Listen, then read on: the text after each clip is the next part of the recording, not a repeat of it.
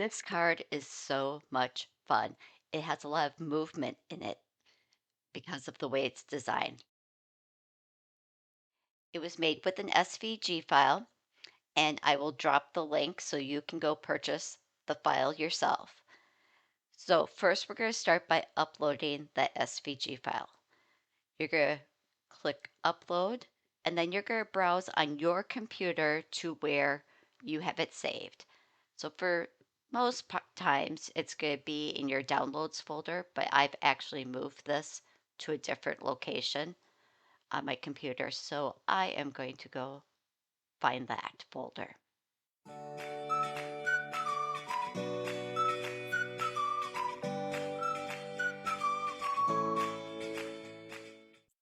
When I upload this, you can see there's a lot of stuff going on in here.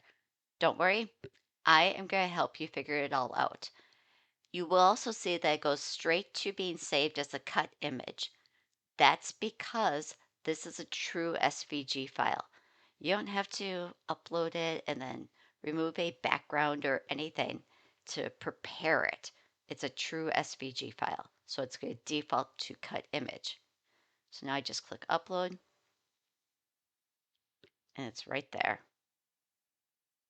And I can add it to the canvas.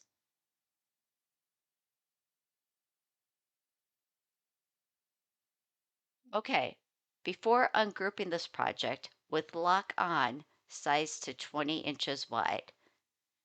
So here's the width, and let's lock it 20 inches. This is helpful because there has been a glitch in Design Space recently where things will pull in at a different size than what they were designed. So this is just helping you that if you have this locked and set that to 20 inches wide, everything is going to be the perfect size for your card.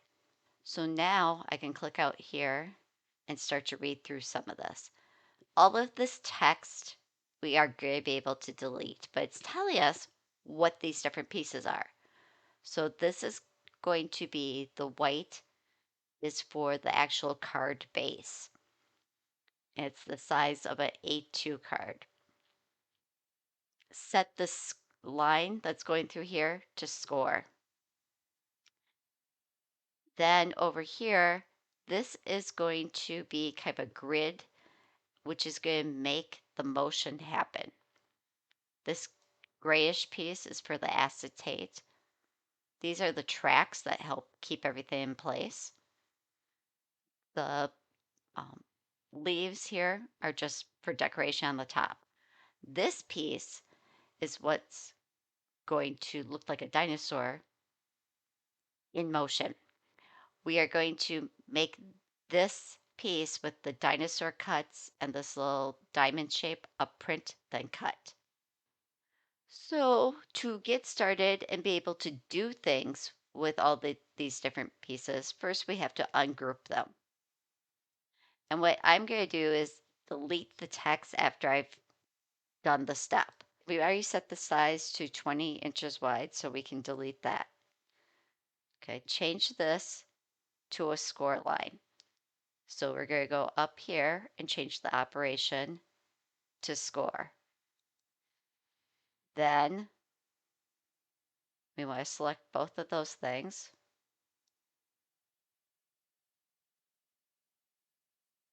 And I want to attach that score line to the card. Okay, so that step's done and that step's done. This is all going to be print then cut. I'm going to move this text over here. With print then cut, it will print all these dinosaur pieces and print this little diamond. And it's only going to cut this outer edge. And to make that happen, all we have to do is select all of this. You can see over here, it's selecting multiple different cut pieces. And if I go flatten, now you can see it says that all of this is flattened into one print then cut. And in the preview, you can even see it's all the little dinosaur pieces. and the diamond. Okay, so now we've done that step. So I can get rid of that. The tracks are going to adhere together. That's not really anything we need until assembly, so I'm going to get rid of that. This is just telling you that's the acetate film piece, so we can get rid of that. This is our front cover piece. Here are some assembly directions. But I'm going to make a video for you, and then you can just follow along with that. So now we can delete that. I'm going to now save this whole thing as a dinosaur card. I'm going to say moving dinosaur card.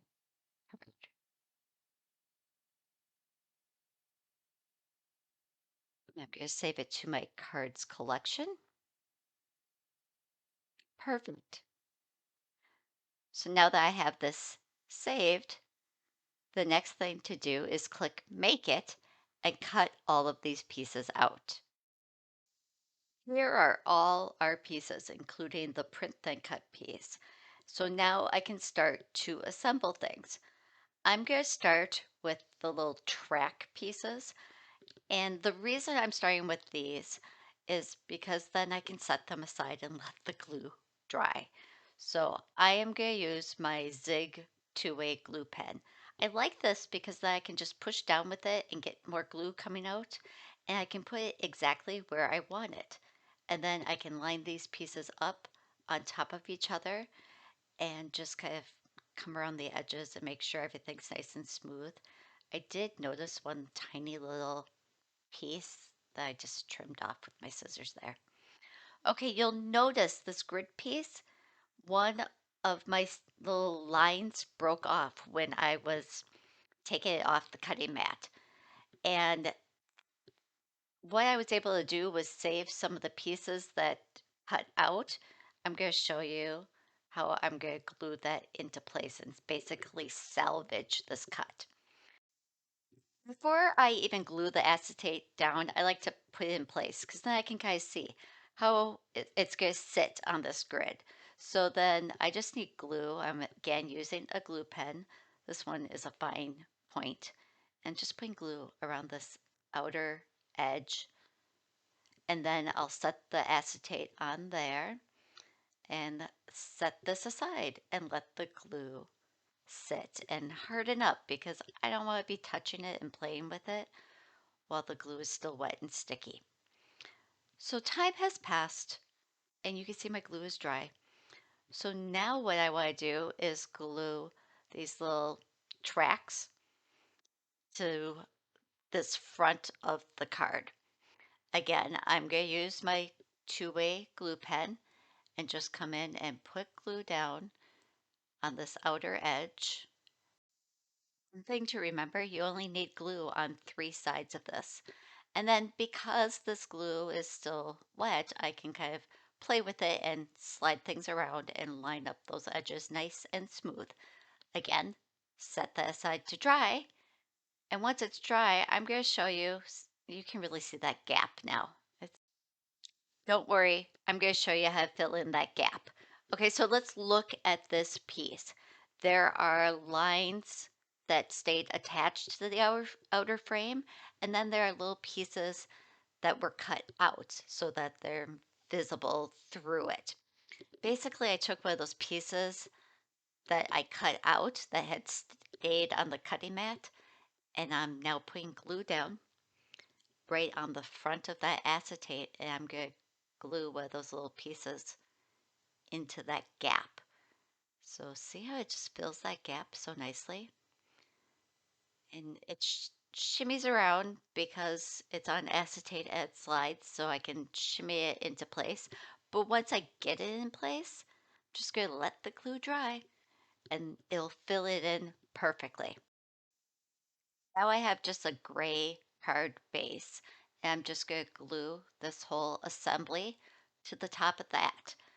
And to do that, I'm using my tape runner this time. I like a double sticky tape runner to really hold things in place and lock it down. And now I can line up those edges. And I did notice through the acetate, I could see some of my double-sided tape. So I'm using my little spatula tool to kind of push and roll back some of that tape.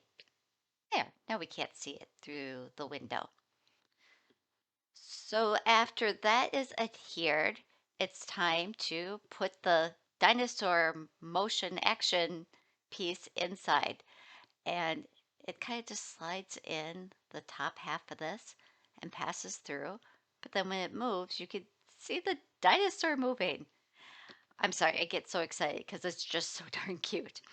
So I added the little palm leaves around the outer edge, but you can see as I move this in and out, even as I just tilt it, you can see the dinosaur moving. But when you pull on that card and slide it, it looks like the dinosaur's moving. Isn't that fun? I hope this really helped you learn to explore different card making options and add some animation to your cards. Before you go, make sure to like, subscribe, and comment below. I love to hear from you.